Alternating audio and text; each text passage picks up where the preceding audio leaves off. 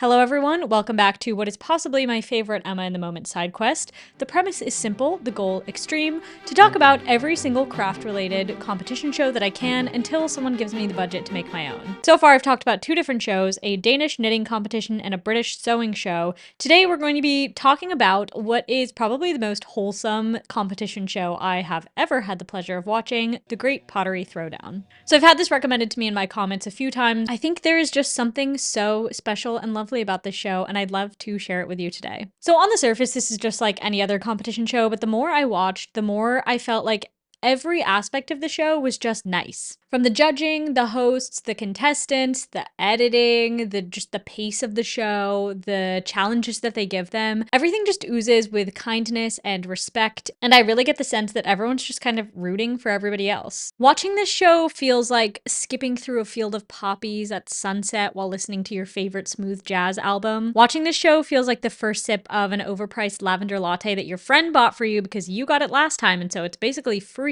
Watching this show feels like curling up under that new fuzzy blanket that you bought last week, knowing that all of your information is safe from data brokers because you use the sponsor of today's video, Aura. Have you ever used the internet? Have you created a social media account or clicked a link? Are you using the internet right now? If you answered yes to any of these questions, your information might be in the hands of data brokers right now. Data brokers collect and sell your personal data to scammers, spammers, and anyone else who wants to know what you're up to. Your personal information, full name, email address, home address, health records, all of that is out there. Every piece of information you put online, someone could be out there scraping it, collecting it, and profiting off of it. Don't believe me? Google your name and see what comes up. I'll wait. What's more, AT&T just announced a data breach that affected 73 million current and past customers. They recommend those affected to create strong passwords, monitor suspicious account activity, and set up fraud alerts. Aura does all of this for you. Aura helps to reduce spam, stops people from accessing sensitive information, and hacking your social media, bank accounts, and even your Club Penguin account. Yeah, I know you're still playing on there, buddy. Aura automatically submits opt-out requests for you once they've found the sites that your information is on using the data broker removal tool. But wait, there's more. Aura also has a credit monitoring tool, a VPN, and a parental control feature. Aura, all the privacy tools you need in one place at a fraction of the cost. Start your 14-day free trial today by going to aura.com/emmainthemoment or clicking on the link in the description. That's a 2-week free trial of Aura if you go to the link in the description. Alright, bye-bye. Anyway, this video is going to be in large part a recap of season 5 of the Great Pottery Throwdown, and the other little portion is going to be a bit of a history presentation of some of the information from the rabbit holes that I went down while I was looking into the cast, the characters, and the filming location of the show. The video will contain spoilers of season 5. I'm going to be telling you who wins the show and who wins some of the weeks, so if you don't want to know that, if you want to watch the show first, then go watch it first, I guess, and then come back and watch it. I think even if you do watch this video, you should go watch the show as well. It was lovely. It was just so fun. I can't guarantee that you'll cry, but I cried several times. My girlfriend and I were like sobbing on the couch together while we watched this. So the premise of this show, like I said, is not unlike most other competition shows. 12 amateur potters. They start the show with 12 potters, and every week someone gets sent home until there's only 3 left in the final. After which a potter of the week is crowned, but then sadly one potter does have to go home. Each episode has 2 challenges. The first one is a main challenge, which due to the nature of pottery needing time to dry and be fired,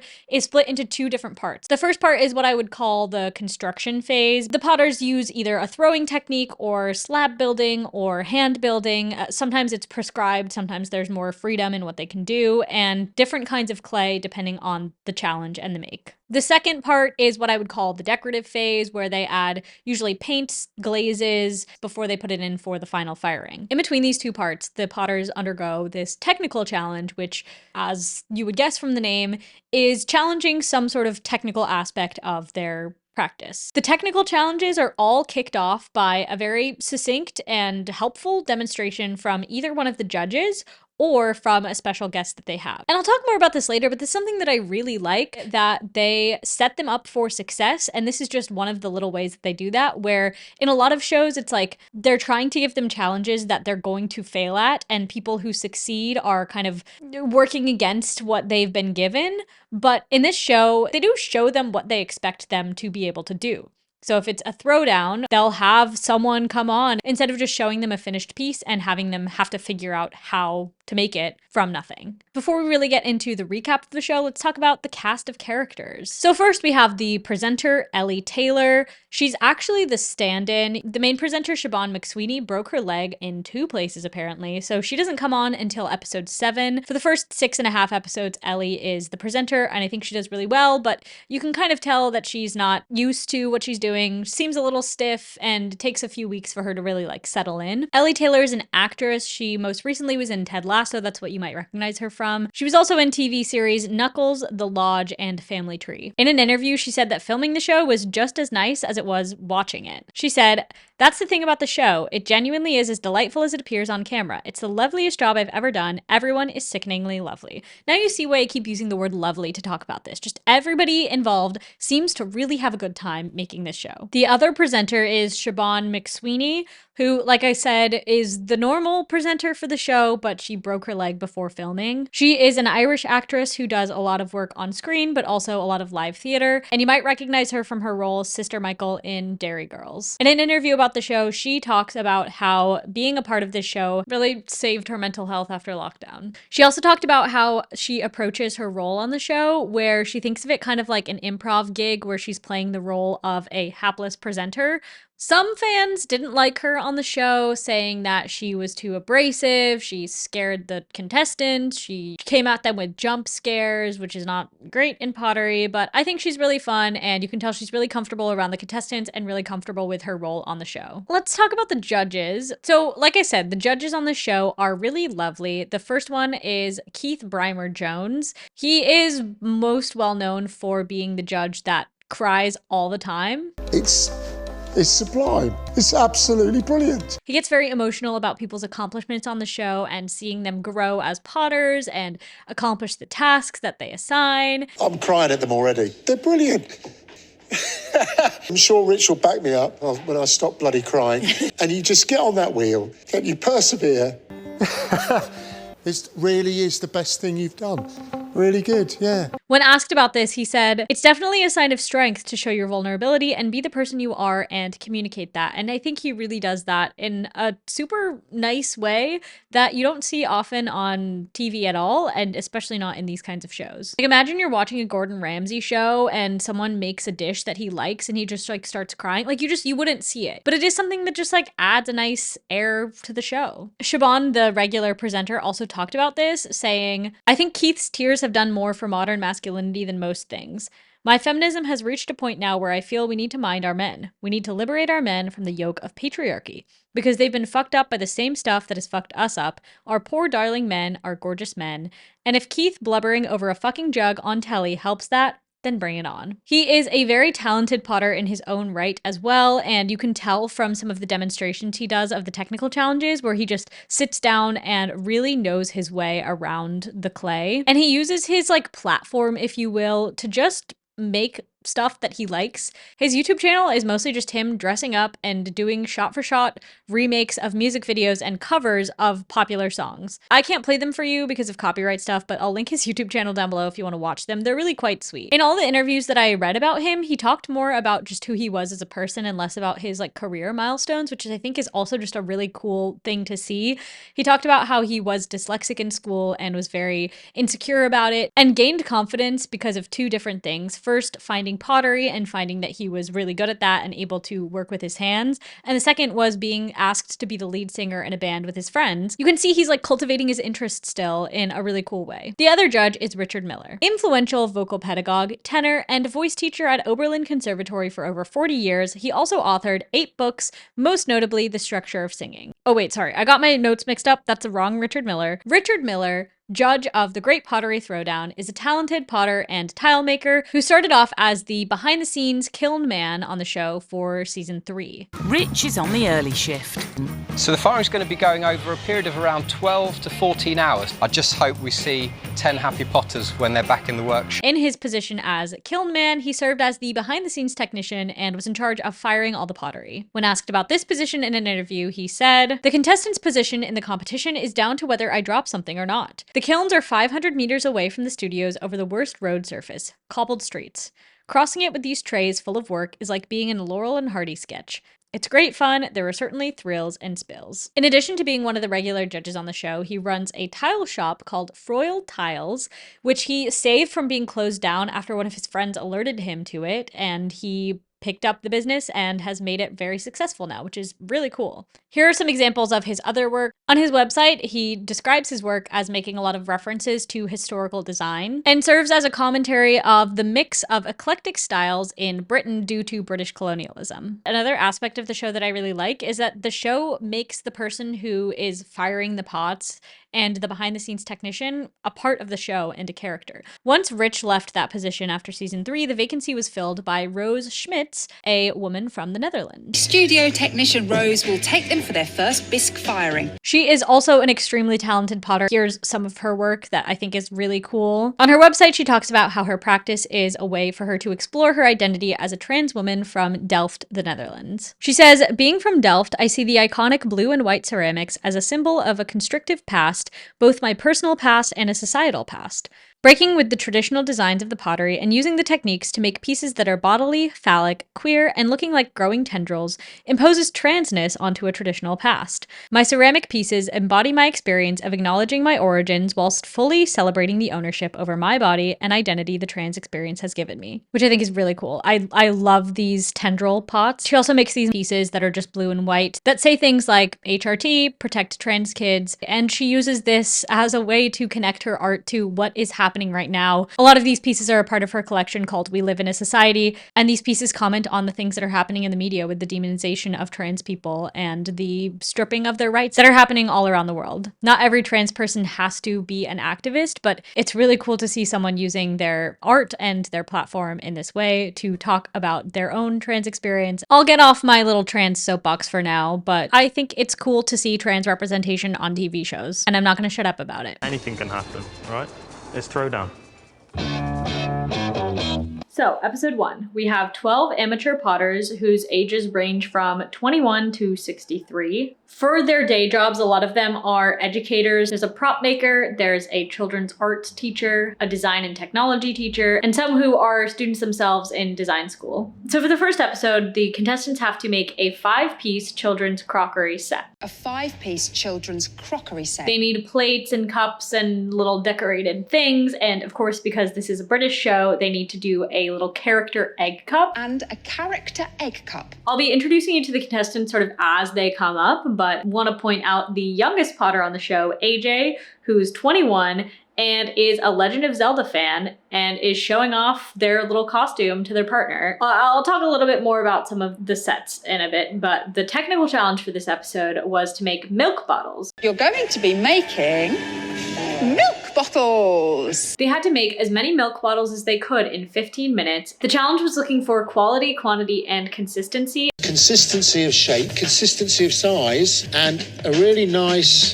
form. When they get to the judging, the way that they toss out the ones that are not good enough quality is super funny. Basically, Keith, one of the judges, walks up and just grabs one of the bottles off of their desk and just chucks it in a bucket. Like, he just throws it in a bucket. He says, "No, that one's not good," and just throws it away. It's really dodgy. It's going. So apart from that one, Oh. wow, needs to go in the bin. The first winner of a technical challenge is Tom, a product director from Bath. We'll see more of him later. And the crockery set that I really wanted to take a second to talk about, I'm not going to go through and tell you all of their projects because that would just take way too long, and you can watch the show if you want to see all of them. And the thing that I want to talk about in this episode is Christine's fairy set. Christine is an art youth worker from Preston, and she has this beautiful design with fairies in it. And a really cool detail that she added is that the fairy has brown skin. I massively respect the fact that you've chosen to give the fairies brown skin. Rich and Christine had a nice little moment. I've got a small daughter now, and actually I'm going to cry.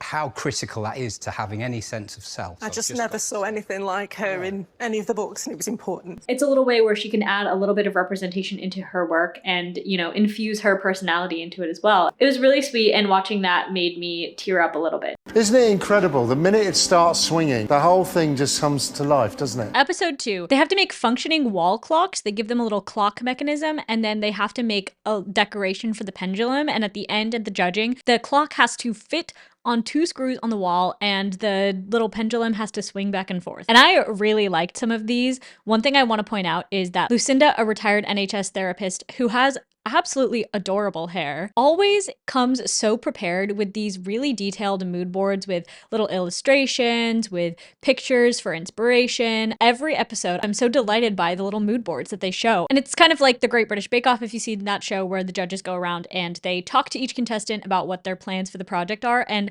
I could watch a whole show of just her explaining her mood boards and her thought process behind everything. She is so artistically gifted, and her painting skills are just really, really incredible. Another person I want to point out again is Christine. And if we remember Christine from the last episode who made the little fairy set, she crochets. Christine's other hobby is crocheting, which is super cool and kind of tracks. Like, I'm not surprised that she crochets, and she also bakes. Her wall clock is a crochet cake combo. I'm making a cake. Personally, I gotta say, this is not one of my favorite of her pieces. I feel like it would have been better if she stuck with just one. I think it would be really cute as just a cake, but you know, I like the vision. I like what she was going for, and it's cool to see someone who crochets as well on the show. The main thing I want to talk about in this episode, though, before I get to my favorites of the wall clocks, is the technical challenge, which is kind of insane. They make the Potters do a throwdown blindfolded. So they have to make 2 different dog bowls, a large one and a small one. They have measurements they're supposed to hit. The part that I'm really impressed about, though, is the demonstration from one of the judges, Keith. Master Potter Keith, show him how it's done. He sits down and just knocks everybody's socks off. He grabs the clay and he's like, okay, and then you just do this. And then once your eyes are closed, it's actually easier to feel the clay. The minute you close your eyes, your fingers just become so much more sensitive. Completely blindfolded, he just makes these 2 perfect dog bowls, and he's like, oh, the part that's actually the hardest is getting it off of the base. You have to take the wire and you do this. And it just cuts back to the contestants' faces being like, The demonstration is super impressive. I've already said that I really like the fact that they have the judges show off their skills on the show. It's even more impressive when you watch the contestants try and do it, and they are a group of extremely talented potters, and they're struggling like big time to do this. A blindfolded challenge is so brilliant because you take someone who is really good at what they do when they can see, you put a blindfold on them, and all of a sudden nobody knows what's going on. I did a challenge kind of like this with Kelsey and some of my friends last summer. Kelsey is really good at not looking while she crochets because she trained herself to do it so she could watch anime better. I am so good at this because I watch so much anime. And she's also really good at granny squares. So she made all of us sit down and do a competition. I can't crochet without looking. Me neither. Like, I try to do it when I watch TV and I can't. It was a race for second. So yeah, being able to do your craft blindfolded is just like a whole other level of talent. On to the clocks. This was the first time that something broke in the kiln. It doesn't happen a ton on the show because, like I said, they're very talented potters, but when it does, it's so sad. The contestants look so disappointed about it, and you know, I get it. I would have an absolute meltdown if that happened to me. So AJ's dragon fell off their treasure chest, and they attempt to stick it back on with some glaze. But when it comes to judging, Keith actually says that he likes the chest better without the dragon. Their attention to detail on the wood and like the wood grain of the chest is really, really incredible. It's a shame that this is actually on there because the treasure chest for me is just brilliant. They don't say it on the show, I think probably, I don't know, some sort of like copyright or promotion reasons or whatever, but it's a Dungeons and Dragons inspired wall clock. One of the other clocks that I really like is this chicken wall clock with the fried egg pendulum. It's just really, really well done. I want this in my house. There are quite a few pieces in the show that I'm like, wow, I really wish I could buy that. But just imagine how cool it would be to just have like a chicken with a fried egg like swinging, just like right here. I would love to have that on my wall. Tom's a very skilled potter. I think his makes are really strong, and I love the character of this one. It's just so fun. Nick, who is this like quintessential surfer guy from Barry, made this really cool robot clock, and the texture of the metal is just like really nice, and I love the colors and the contrast that he makes, and the shape is really good too. Really like this one. The last one that I like is the one that won for Potter of the Week by Keflin, who is a design graduate. It's inspired by like a Boy Scout tent basically, with the flap kind of like open and the feet sticking out, and it has this little detailed backpack pendulum swinging. It's so cool. It's just absolutely brilliant. Another fun thing is the judges are very vocal about like not being sure when something's gonna work. So they'll do the little thing where they go around and the person will be like, this is my plan. And the judge will be like, I don't know about that one. I really don't think that's gonna work. And then the person's like, I think it is. And most of the time, it actually does work. And so it's really cool to see the judges admit that, like, yeah, I was wrong. I did not think that this very thin slab was going to hold up, but good for you. It did, and it turned out awesome. One last thing to talk about this episode, Keith's outfit. Absolutely amazing. This guy really has like a fundamental understanding of aesthetic and how to dress and just shows up every time. All of his outfits, love them. I think the point of this demon clay is to just really take us out of our comfort zone. Episode 3 is an ode to their hometown. Their restrictions this time are working with a paper clay and just a black underglaze to decorate, so they can't use any colors or anything. It's really cool to see how they work within these different constraints and which kind of potter's skills shine through with these different challenges. They really did not like working with this clay. A lot of them were like, this kind of sucked. I don't want to ever work with this again. Evil, evil clay. That was really difficult. The technical challenge for this week was to create a bottle kiln shape. And you're going to be making, in honour of Gladstone, bottle kilns. Bottle kilns are just like the type of kiln at the Pottery, Gladstone Pottery, where this is filmed. They have Rich do the demonstration for this one. Again, so cool to see the judges just like showing off. We're increasing the amount of clay that you've got. They have 15 minutes to take 6 kilograms of clay and turn it into this massive kiln. You're going to take that lump, pop it in the middle. You're then going to go in with your fingers, straight down in the middle. I'm going to literally collar this in and just start to put a bit of shape in. I'm looking for a good, strong rim. I don't have too much else to say about this episode. I honestly wasn't crazy about many of the pieces. I think with the limitation of the black and white monochrome look, none of them like really caught my eye, except I do want to take a second to show you the piece that won Potter of the Week, which is this boat made by Nick, the surfing guy. The level of detail on this thing is so intricate. It has all these little like tires and trash, and it just looks old and weathered. It's really cool to see how he interpreted the challenge and the way that he used these limitations to create this incredible piece of art. As we start to go on, all of Nick's projects, whenever he has the chance to, are surfing or ocean themed, which I think is really cool to see someone just like take such inspiration from their other hobbies and interests. Not to spoil things, but it does end up kind of coming back to bite him in the ass a little bit later on. But for now, this boat, amazing. I'm loving the pagan offerings there. Nice. Episode 4 is Raku Week. Raku Week! Raku is a type of Japanese firing where the clay is fired rapidly to 1,000 degrees centigrade and then taken out, put in combustibles, and those react with the surface of the clay to hopefully create like a crackling effect on the tea set. Another really cute detail of the show, you can tell that all of the contestants are really friends. They all support each other. You can tell that they like to be around each other. You can tell that they have not created a very like highly competitive environment where they're trying to put other people down so they can get ahead. All of them show up this week wearing space buns. What's the vibe with the bunchies going on in the room today? We just thought it's a fun week, so we'd go for a bit of fun with our hair. Anyone who has hair long enough, except Nick, is wearing space buns. Actually, Nick has hair long enough and he's not partaking. It's not going to happen. No one touches my hair. So then the technical challenge for this one is a bit suggestive. So they're doing this technique called handle pulling where they hold the clay and like pull it down and then break the pieces off and like pull the handles and do the thing and make it like a handle mug. The one thing about this show is they love an innuendo. They love to make a joke about clean bottoms and things being hard and big and whatever. So for all its wholesomeness, it has a ton of innuendos, and this episode is no exception.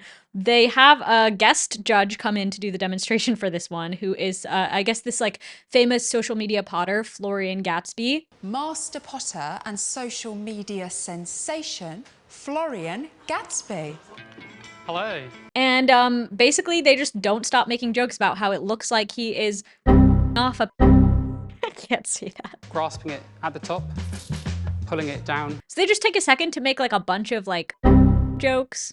I'm gonna have to censor all of this. I did not think I would be talking about this on here. Oh, Florian. Crikey, that's massive. Anyway, one thing I want to say about the technical challenges too is that I think the casting of this show is incredible because In all of these challenges, it's not like there's a clear winner who wins every time and there's like a hierarchy of every single time this person comes first and then these people are like not as good and whatever. The technical challenges really show a wide range of technical abilities, and it's cool to see people placing just across the board all over the place and seeing which people have certain throwing skills or hand building skills or detail skills and sort of a mix of everything. I really think it's brilliant. I haven't really talked about him much, but one of the contestants that I really was rooting for was Miles. Miles is a denim designer. He talks about his husband in the first episode and is just like very, very sweet. But it just seemed like he wasn't quite up to par with some of the other Potters. And in this episode especially, he just looks so sad and so stressed out every time they cut to him. He was really proud of his Raku set. He was so proud of how it turned out, how he decorated it. And when he got to judging, the judges were just kind of like, it's not your best. You should have done this and this and this. And every time they cut to his face, he just looks like he's about to cry. And in the technical challenge, he was trying so hard and he was like, all I wanted to do was not come last. I really just didn't want to come last. And this was one of the points where I cried. I cried when he went home. He was just so sweet and I wanted to see him do well so badly, but he just like couldn't quite pull it together. The other fun thing about this episode is that they take the contestants outside and they have them fire their Raku sets, because that's part of this whole process. It's not just the decorating, it's not just the putting it together, but it's also the firing it and making sure that they leave it in for just long enough for the glaze to kind of like melt and set, but not too long so that the glaze all melts off. And this is really fun too, because you get all of them away from their workbenches and you can really see how supportive they are of each other. When people take their pieces out of the combustibles, they're all like gathering around, being so supportive, like, ooh, that's beautiful. You did such an amazing job. I can't believe you did that. Not a hint of jealousy at all. It's really cool to see. Oh my god! How did you manage to do that, Raku? I think it's so funny the way that they have the judges up on this like big balcony just like shouting things down to the contestants as they're down on the ground with like the blow torches and the fire and all of their protective gear. The judges are just up there with their clear umbrellas. Don't panic! Do I look like I'm panicking? My two favorite sets this week, I think, were Tom's. He made this really cool, like, black and white polka dot set. My partner did not like this one, but I thought it was really cool, and this one is the one that won Potter of the Week. It's absolutely wonderful. The other set that I loved is Lucinda's. The other thing that I haven't mentioned yet is the judges wanted them to bring a handle from home to attach. Lucinda brought this really cool piece of driftwood, and so she made these little lugs on either side, and the driftwood was like kind of just curled in the way that it could fit through both of them, but when she was trying to put it through the holes, she snapped one of them off. And then in an attempt to fix it, she snapped the other one off. My lugs have snapped off. Oh no! Yeah. But what she did after was really cool, where she like looped this rope around and like tied it in a way that it totally fit to the teapot still. You've got no lugs? They're in my pocket. Again, I love her mood boards. I love her vision. And I think it turned out so cool with these like rolling moss. This one was definitely my favorite. Tom's was cool too, but I really think she should have won that one. Oh, he's got a lovely bottom. Yes, I think all gnomes should have a nice bottom. This sack is beautiful. It's a Great. beautiful sack. You don't say that every day. You don't say that every day, no. No. All right, from episode 4 on, we have like themed weeks, and the theme of episode 5 is Garden Week, whatever that means. And this one was really fun. The main challenge was that they had to make a trio of gnomes in like different active positions, dressed up kind of in traditional gnome costumes. Our 8 remaining Potters are making gnomes. Oh. At the beginning, they do this little montage talking to the contestants, and some of them are like, oh my god, I think garden gnomes are just such beautiful art. They're unpretentious garden art. And then some of them are like, I fucking hate gnomes. Gnomes are ugly and they're creepy and I don't like them and I don't want to make them. They're just weird. They're just weird little creatures stuck in people's gardens, kind of creepy. No, I hate garden gnomes with a passion. And one of the people who kept saying that he was just so grumpy the whole episode was Keflin, the one who made that really cool camping tent before. Like all of them, the gnomes had different themes. His gnomes were inspired by like a climbing trip in the woods. Instead of having them in any sort of dynamic pose, he just had them all standing with glasses. So first of all, he's not doing any sort of movement. Second of all, he's not even doing like eyes or expression or anything. Third of all, he had made these like really nice, funny sculpted butt cheeks for all of them. And as he is taking it off of the table, he drops it flat on its ass and doesn't have a meltdown somehow. I would, if I were him, I would probably like scream and cry, throw up, and leave. Oh. This is the best bit. Stupid. That's 1 minute. But he did unfortunately get eliminated. They're all talented. Like at this point, I think they all are just so good, and the only thing that separates them is their ability to buy into the challenge and be passionate about it. Some of them just have a bad week and then they go home. For the technical challenge this week, they bring on another guest judge who comes on wearing a slutty little tank top, if you will, and makes a rhubarb forcer. Be making forcer jars. Basically, this is just a little home for rhubarb to grow in, I suppose. It's like a gardening thing. Absolutely massive, massive piece of pottery here. Apparently, this guy makes 150 garden pots in a day. Adam can make 150 9.5 kilogram pots in a day. They have an hour and a half to make this sea kale forcer with like 2 different parts, a lid and a knob. AJ's turns out actually like pretty amazing, and this is the point where AJ just starts to kind of dominate. They also win the gnome challenge. They have this really cool style where you can tell immediately when you look at a lineup of things which one is theirs.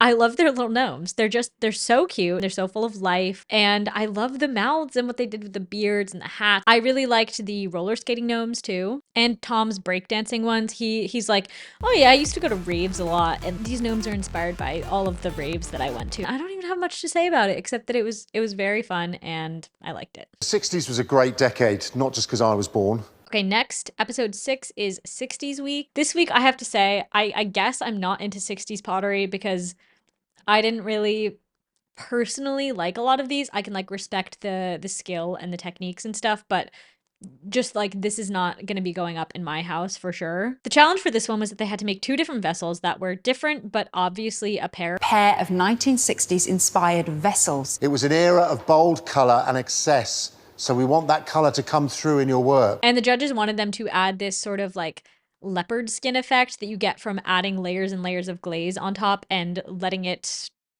fire in the kiln. The 60s inspired leopard skin effect. The technical challenge was actually a painting challenge where they had to design and paint a repeating motif inspired by 60s repeating motifs.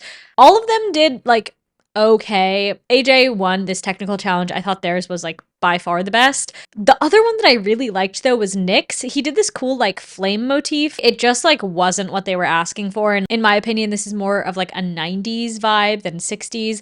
I think he just didn't get what the judges were asking for. He ended up going home this week too because his pots, the bottom blew out. It was too thick, I guess. Oh, Nick, I have an issue with your piece. The base is blown out. Okay, go and polish a turd. And he came last in the technical challenge because the guest judge was like, this is really not what we were asking for. And he was like, I don't know. I thought it was cool. This was all I wanted to do. I didn't want to make flowers. And that's kind of, they wanted them to do flowers because everyone who didn't do flowers, they were like, this is okay, but it's a little busy. So yeah, in conclusion, I think Nick really could only do surfing stuff. And there's nothing wrong with that. I think he is a very, very strong surfing beach themed potter. But it got to 60s week and he was just like, I don't really care about this. I don't want to be doing this. Kind of like Keflin with the gnomes. And unfortunately, that was his downfall. The winner of this week was Jenny, who made this sickening donut. Watching this show has made me so badly wish that I had a pottery shed in my backyard.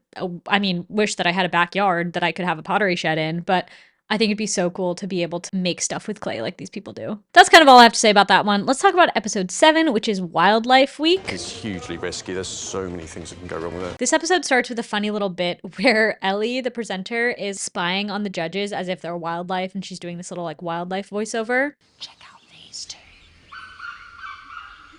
Clearly, they are past their prime. We can hear you, Ellie. I think the show really gets how to do a pre-show opening bit. These ones are all like very creative and very different and really cute. I really liked the gnome opening one too, where they had the judges both fully dressed up in gnome costumes. I really liked the main challenge for this week. The contestants had to make a hand-built lamp with an exposed light bulb, and the glazing technique that they had to use is called sgraffito, which comes from the Italian word to scratch, where basically they glaze and then they scratch off the glazing. And I thought like almost all of these turned out really, really impressive. Some of the animals were an anglerfish, this otter, a crocodile, and this cool badger. The technical challenge was to make anything they wanted with the certain amount of clay that they were given. I didn't take any notes on this. Nothing really stood out to me too much on this. Here is AJ's lamp that won for Potter of the Week. Look at Anna's.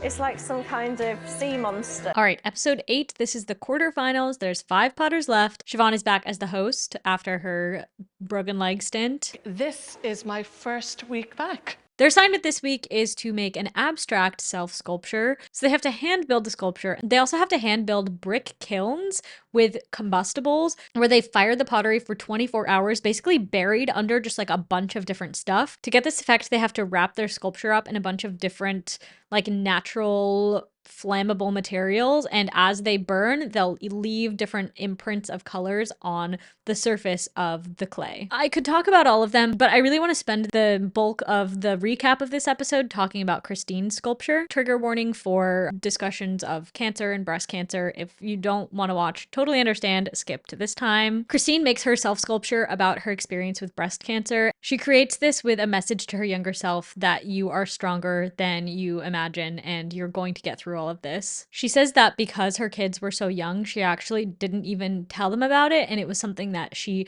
kept inside and held on to herself as she had to go through this incredibly difficult time in her life. So to represent this in the sculpture, Christine leaves a hole on one side of the chest. On one side it says strength, and on the other side it says, never be ashamed of a scar, it shows a battle won. Never be ashamed of a scar, it shows a battle won.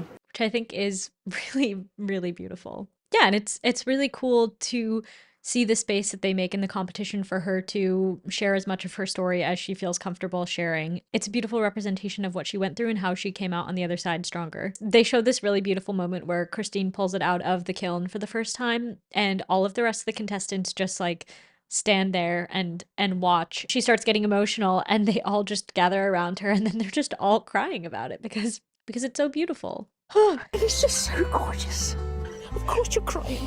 You'd be a stone not to.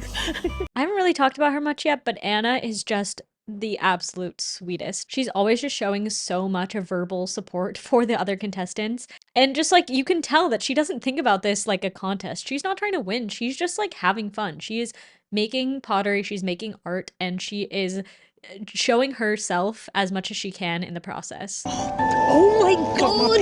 How did you manage to do that, Raku? And Christine wins the Potter of the Week for this one. Her sculpture just turned out so beautifully.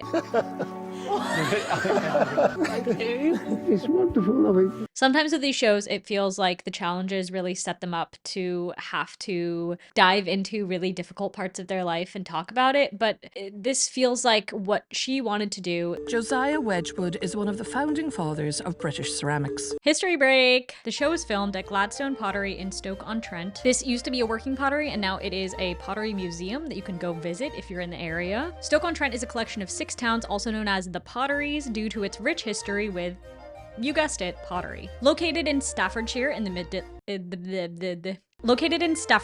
Midlands, equidistant from Manchester and Birmingham, the home of British pottery boasts a legacy of over 300 years. And for all you history buffs out there, that's longer than the United States has been a country. Why this area? Well, it had lots of natural resources like coal and clay, and this was also due in large part to Josiah Wedgwood, early entrepreneur who decided to open a factory in 1759 in Burslem, one of the 6 towns in Stoke-on-Trent, and helped to fund the building of the Trent Mersey Canal. Josiah Wedgwood was a bit of a pottery nepo baby, if you will, because both his father and his grandfather were potters. In 1769, he declared that he would like to become the vase maker general to the universe. He embodied Enlightenment ideals, had an entrepreneurial spirit, and was an early abolitionist, earlier than most other people, in 1787, which was 47 years before the United Kingdom officially abolished slavery. Some notable inventions of his were satisfaction-based money-back guarantees, free delivery, illustrated catalogs, and a very early form of self-checkout. Unlike other potters of the time, he was not super into porcelain and bone china, and actually created 2 of his own different types of ceramics, creamware and jasperware. Jasperware is by most accounts considered his great contribution to pottery, although his creamware made quite a splash when he entered a competition to Queen Charlotte, who was the Queen of England at the time. He made her a tea set, won this pottery competition, and from that point on was able to use the royal stamp of approval as a marketing technique for his pottery. As I mentioned, he was also an abolitionist radical. One of his great contributions to the cause was his creation of this anti-slavery medallion. Served as kind of like an early activist type pin, you know, when people wear pins supporting whatever cause they're supporting. This was the 18th century version of that. His design was fairly simple. It had a relief of a kneeling black man in chains, and the text on it said, "Am I not a man and a brother?" There aren't details on how many exactly were made and distributed, but it's estimated that thousands of these were produced and sent all across the United Kingdom, and one even was sent to Benjamin Franklin. Now you might be saying, Emma, I thought Benjamin Franklin owned slaves. And yes, that is true, he did own slaves, but later in life he kind of converted to a bit more of an anti-slavery stance, becoming the president of the Philadelphia Society for the Relief of Free Negroes Unlawfully Held in Bondage, otherwise known as the Abolition Society. But before you go changing all your opinions about him, Benjamin Franklin didn't actually free all of his slaves until after his death. A few additional Wedgwood fun facts is that he married his 3rd cousin, Sarah Wedgwood, probably because of her sizable dowry that helped him to fund a lot of these pottery ventures that he started out with. And the other fun fact is that Charles Darwin, yes, that one, was one of his grandsons. That's all. Hope you learned something. Let's get back to the show. From that perspective, there's something even better about that mouth and the eyes. It's really sort of, yeah, quite funny. Episode 9 is a really fun one. I loved this episode. The main challenge for this one was they had to make themed urinals, except everybody on the show, every single person with their accent calls them urinals. This week, we're making themed urinals. A urinal. Your urinals. Urinals. Urinal. Urinal. Urinals. Urinal. They have 7 hours to make their urinal using tandoor clay, which is the clay used for tandoori ovens, and this is a clay that it seemed like they didn't realize how hard it was going to be to join together. A lot of them ended up with cracks, some of them pretty extreme. Christine made a lobster. Anna made this like steampunk themed urinal. AJ made this knight helmet. Lucinda made a Punch and Judy booth. This is a reference that like kind of went over my head. I don't know if it's because I'm not British or I'm too young, but everybody there seemed to get it. That's the way to do it. You might have thought I gave you that whole history lesson just for fun, just for nothing, but guess what? The technical challenge this week is for them to create a Wedgwood jasperware pot. Iconic Wedgwood jasperware collection. Basically, they're making the little relief work to add to the surface of the pot. So potters, you're going to be ornamenting one of our iconic pieces of jasperware. When I was watching the demonstration for this, I was like, that doesn't look too hard. Like they're basically just like putting it in the mold and then taking it out of the mold and then putting it on the surface. Like that's nowhere near as hard as making a massive like forcer or something else that they've done in the other technical challenges. After seeing them all try it, you just need so much precision to not like break off any of the pieces of this like very, very, very thin relief work. And again, they're putting these on the vases, but everyone says the vases. And there's all these just like little fiddly technical things they need to do. Like they have to use this tool called a waggler to get the thing to get unstuck from the relief. Maybe my waggler wasn't wet enough. I need to wet my waggler. I don't know what else happened in this episode. A lot of the projects cracked in the oven. Lucinda had a pretty big crack in the back of her piece. Christine's lobster legs all fell off. AJ's and Anna's came out pretty unscathed. And this was really fun because they had them install like working plumbing in this. And part of the judging was to see if the urinal functioned correctly. And the judges were very nitpicky about this. They were like, oh, the water's not cleaning the back of it right. Oh, this is leaking a little bit here. I don't think that it would be a pleasant experience to use this one. And they really liked AJ's. AJ had such a striking and effective design. I think it would be so cool to walk into any bathroom and see this urinal. It's the final!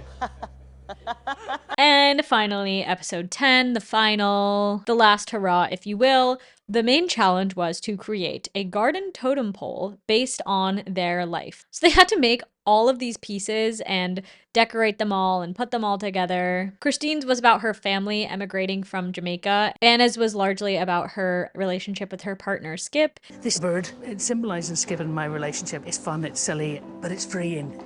And AJ's was a look at their life going from university to kind of what's next, what's the next part of their life. And the last technical challenge, with a demonstration by Rich, was this crown cutout relief form that they had to do. So they were given this crown and they had to create this intricate design and then cut out all of the pieces. Now I've cut that out, I'm just going to start removing pieces. And it's at this point too where you can see that like they're all neck and neck. All of them did great, and it was just kind of like who got finished enough for the judges to be satisfied. All of the totem poles turned out incredibly.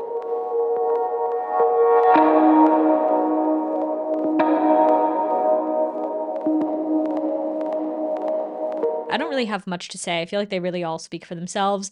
I don't know how else to give you the big reveal. The winner of this year's Great Pottery Throwdown is AJ. But the winner of the show was AJ, who is the show's first non-binary winner. Non-binary person who uses they, them pronouns impressed judges with skills. And it's really cool to see them not only really like come into their own on the show, but the fact that they are the youngest Potter as well, like you can tell that they really have a long career ahead of them. In conclusion, I loved watching this show. I hope you liked listening to me talk about this as long as I did. If you enjoyed this video, go watch the show. There's so many things that I didn't bring up just for time's sake. A few final thoughts. I love the judges on this show. They both offer constructive criticism. They have different strengths that play off of each other really well. Keith is emotional and offers a lot of support and encouragement, and Rich is as well, but he also is very good at that like nitty gritty, tiny constructive criticism where he's like, this is a great piece. If you had more time, I would suggest this. And the Potters are like, yeah, we know. But it's really sweet, and they have a great dynamic together. Spoiler alert, don't look at this if you don't want to see everybody who got sent home, but you can see that some Potters